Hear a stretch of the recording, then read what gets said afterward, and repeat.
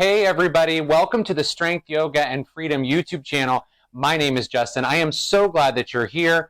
In this episode today, we are veering off of doing our physical yoga, which we generally do right back here, into this type of format. And I am going to give you 3 things today that I do when I'm teaching yoga. And so make sure you stick around to the end though too, because I've got a bonus tip for you regarding teaching and practicing yoga. And this information is valuable for everyone, both current yoga teachers and for students alike. So that means everybody. But before we begin, please make sure that you go in there and hit that like button. And if you have not yet subscribed to this channel, I would really appreciate you doing so that you can practice all levels, all types of yoga from home. You can get teaching and coaching for free, like this video. And also I put some funny shorts up there and some things that will make you laugh, because I'm all about creating more happiness in my life. And I want to help you create more happiness in your life through cultivating strength and freedom through yoga on and off the mat. So this video is coming at you now on the YouTube channel, but it's also available on the podcast. So you might be listening to this on the Strength, Yoga, and Freedom podcast. If you are not following that as well, I will link a link to the podcast in the description below. So why don't we just get started? I'm going to start with tip number 1, and here it is. Read the energy, all right? So if you're a yoga teacher, the first thing that you know, or maybe you aren't noticing this just yet, or maybe this is something that you have noticed but you can't put a name to it, but you must read the energy of the room. So there may be times where you walk into a room or you walk into a setting that you're in that the energy feels extremely high. Like maybe all of your students are talking, or there's lots of laughing going on or something like that, and you feel like that high energy where everybody's kind of conversing, they're chatting, like I said, they're laughing, maybe giggling, and that's wonderful. Or you may walk in to teach a class and the energy may feel especially low, especially if maybe it's an early class, like you're teaching very early in the morning and people might be tired, or it's a late class and people are tired, or it's the end of a weekend. It just depends. But you might feel that low energy and you may walk into some silence. So here's the thing, you guys. In order to connect with your students as a yoga teacher, you want to ensure that you're picking up on the energy that you're feeling. Because teaching yoga in a group setting is never about the teacher. Let me repeat that. It's never about the teacher. It's always about the students. That's why you're there. You're there to teach your students. So the ego has to be put away when it comes to standing in front of that class, or in front of those group of people, or in front of the one person you're teaching to. Even if you're teaching online, it's the same. The ego goes away because you're there for your students. So students who are in yoga classes, who are just listening to a teacher speak or watch the teacher do the entire practice in a group setting, that is. Now online, obviously, if you're just like you watch videos on this channel, you're going to see me doing the practice only because I can't see you and you want to see me because that's the video. But for the most part, when you're teaching in a group setting, the teacher doesn't need to do the entire practice so that they can show off what they can do or what they can't do. That's the opposite of reading the energy in the room, isn't it? Putting the focus back on yourself. So if you're teaching online in a recorded session, as I mentioned, it's different, but you'll still want to teach from a place of guidance, not from a place of watch me do everything. If you have a community of online students that you're teaching to, I've taught online to multiple students. I still teach online to groups of people through whatever application you use, and sometimes you just might see those little pictures on the screen. But if you're doing that, you can still read the energy if you're paying attention to them and not to yourself. So knowing where your energy is so important because it affects how you will speak in tone, in volume, and whether or not you might go slightly faster with the way you speak or slower the way you speak. So when I'm teaching, I match the energy to where the students are and what they're giving me back So that's how I can give them how I'm speaking. That's what I give, how I speak to them, what I give back to them. So this allows for the best connection when you're teaching yoga. This is what will help you, if you're teaching, to really get through and into your students through your words, through your energy, not through watch me only. Okay? So that's number one. Number two is to be authentic and don't always plan. Now, this one could be highly contested, and let's talk about this for a moment. When I went through my initial teacher training program, I was taught over and over and over again to plan my classes pose by pose by pose. And I'm talking about vinyasa classes. So for those of you that don't know what a vinyasa class is where you are doing yoga where you're linking breath to movement. So anything that involves taking a breath in and you move into something and then taking a breath out, maybe you move out of something, and you're sequencing classes with various poses that are all linked together through movement and breath, that's a vinyasa class. A lot of you may know that as taking, hot power yoga or a 101 or an entry level, a basics type flow. Those types of flows, even slow flow or moderate vinyasa classes have that element to them where you're breathing. So that's what I'm talking about, breathing and movement. When you're learning a particular series, most of us, when we go through teacher training, we learn a particular series of poses that come in an order. And then some styles allow you to change that up, right? Some styles, though, you do follow one pose after another, and we'll talk about that.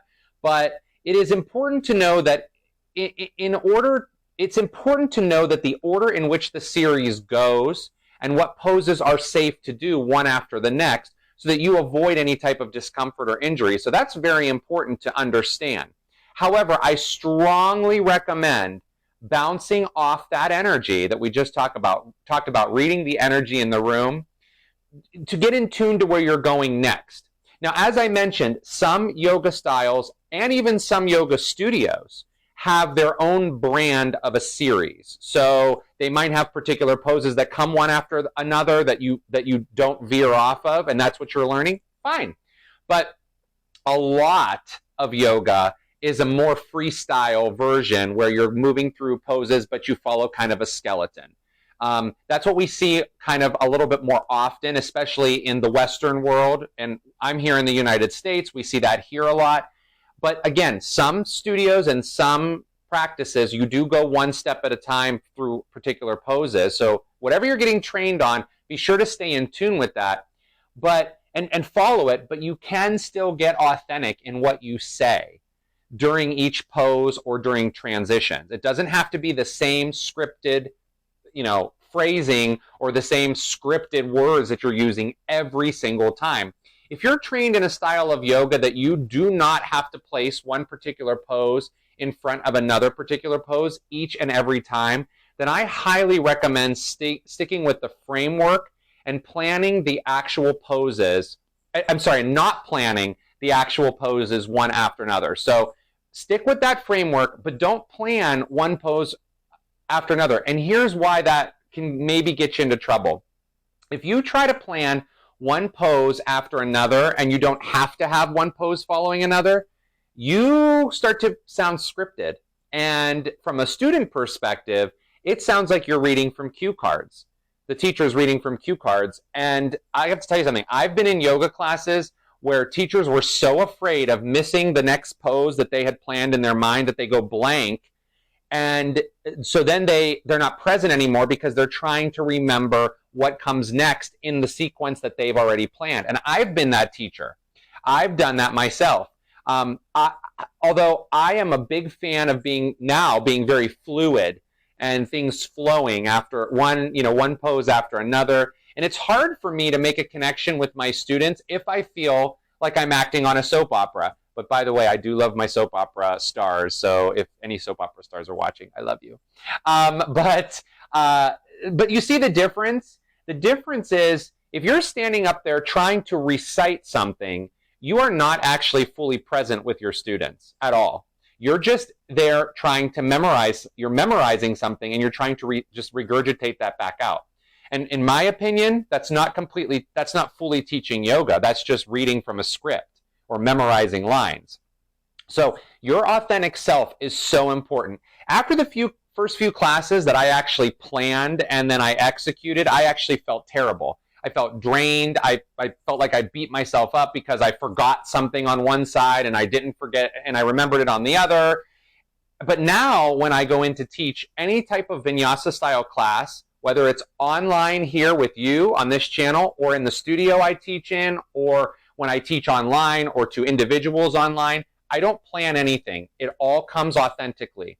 And it's mainly, and I follow the same type of framework, but it's because I want to read the energy and I want to connect with you. That's what I feel is very important. Now, if you're teaching slower classes like restorative yoga or yin yoga, or maybe even a slow flow where there's not a lot of movement, and maybe you only have 4 or 5 poses that you're doing, that's a little different. But in a vinyasa class where you're moving through dozens of poses, trying to remember each one after the other in a particular order where you aren't going to veer from it is really, really tough, and it can take away the authenticity of your class. So I encourage you to follow and listen to the teachers that you're learning from. If you're in a training program or you work at a studio or a gym or somewhere else that they have specific requirements, obviously listen to those. But I also encourage authenticity. That's the point of this whole, this number 2 is authenticity. Anyone who has ever studied education or teaching, or you went to school for it or you studied it on your own, you know that it's important to learn from as many teachers as possible. If you only have one teacher all the time, you are not diversifying yourself at all. And you want to open yourself up to different types of styles and teachings, not just one. Because if everybody just follows one teacher, then there's no authenticity at all. It just becomes a line of people doing the exact same thing. And we are all born from authenticity. So I don't believe in everyone following one particular teacher. I don't think that that's healthy. And I think that it creates a lot of kind of fall in line. And I've been in situations like that with yoga, and it's not pleasant. So I'm here to tell you, be your authentic self as much as you possibly can. And number 3, your third tip, the intensity level is serious business. And let me clarify what I mean by the intensity level being serious business. It doesn't mean that it's serious because you need to make things harder to feed your own ego. That's not what it means. There is a different intensity level to all forms of yoga. You might be teaching a restorative practice where students are laying there on props and they're trying to kind of release into the props and they're not moving. And that might be the hardest class a student has ever taken. If you've ever done restorative yoga, it is physically maybe not as challenging because you're really not using your muscles, but boy, can being still and not moving be so challenging. So just because you are a power yoga teacher doesn't mean you are the hardest teacher out there. That's ego talking. And that's why you don't have to do 35 planks or turn the heat to 115 degrees in the studio just so that you can be the hardest teacher, okay? Everyone has a different take on intensity level, and to me, that's serious business. That's why I'm saying the intensity level is serious business, okay? You must read the energy, see your students when you're teaching, because if you don't, you are going to feel, it could feel like you're forcing a HIIT class, a high intensity level training class on your students who all they want to do is breathe. Maybe just take some movements. You never want to force that on your students. You must honor every type of yoga style that you teach. And in order to be a well-rounded yoga instructor, you must honor the class that you're teaching because, and I'll give you an example. I was just talking to a friend of mine recently, and we both teach yoga. We were discussing how a beginner's yoga class is just that. It's a beginner's class, or some places call it all levels, or a beginner to intermediate, or 101, or basic, or entry level, or whatever. A lot of studios have different lingos for that. A lot of online studios and online places have a different lingo. But if it's entry level or it's geared towards students who have maybe never practiced yoga before, then that's what you're teaching. You're not going to amp it up just so that you can be the harder teacher and students want to come to your class. You see, when you do that, you're dishonoring the practice, okay? You're dishonoring it. You need to honor what your students are coming to you for. That's why the intensity level is serious business. And it all goes back to reading the energy and being authentic. You don't want to intensify a class that's not meant to be intensified. And if you notice your students are struggling, you don't want to push them even harder just because you want to be the harder teacher. You got to pull that ego out. And again, it's all about giving back the practice to your students. Now let's go on to the bonus tip. Here it is. Bonus tip. It's okay to have fun and laugh. And one of the things, another friend of mine actually, Trissa, if you're watching or listening, I love you. But one of the things that we talk about and joke about, and I always say in my classes, and we joke about this, she and I do, and I say this often, I go, warm-ups are over, and we've been in the class for 45 minutes. But here's the thing, and everyone will groan, and everyone kind of chuckles, or they're like, what? But for a moment, it takes out the I'm struggling or all that negative talk we put into or we tell ourselves. And when you're a student on your mat and the instructor maybe cracks a little bit of a joke or makes it a little lighter for you, then you stop thinking for a moment on how you're going to beat yourself up because you didn't do this or you didn't do that or it was too hard or it was this or that. And you get lighter and you open more. And I think that's important. It's okay to smile. It's okay to laugh. If I'm on my mat and I can't balance that day, or I feel like maybe the stillness of a pose is killing me, I start to smile because honestly, while yoga is serious business because of the way it transforms your life, that's serious. It also isn't that serious that you can't crack a smile, that you can't laugh. Learning to stop being so hard on yourself is so important. And it's so important in yoga because yoga is a practice and it's not a perfect. So you can fall, you can stop, you can be on the wrong side if everyone's on the right and you're on the left. Who cares, right? You could be laying down through the whole thing and no one should care because it doesn't matter what you're doing. You're there, you're taking it in your living room, you're taking it in a group setting, you're taking it anywhere, and you just want to do something, to pull something out of yourself. So as a student, it's okay to fall out. It's okay to not care. I always say in classes, it doesn't matter what it looks like. It doesn't matter what you look like. It matters what it feels like. And gee, isn't that how life should be off the mat? Not taking things so darn seriously, being okay to make a mistake or fall in your life. But we beat ourselves up over it, don't we? You see, yoga teaches us so much on our mats, and that we take off the mat. I hope we take that off the mat. And that's the whole purpose of this channel, or this podcast, whichever one you're listening to this on, because this amazing practice and applying it to everyday life touches every part of your life, from when you open your eyes in the morning to when you close them at night. I hope that you understand that you are practicing yoga everywhere. Whether you don't believe that you are, you are. And I hope that you keep coming back to this channel or this podcast for more real-world coaching and teaching on how to become a happier person in your day-to-day life.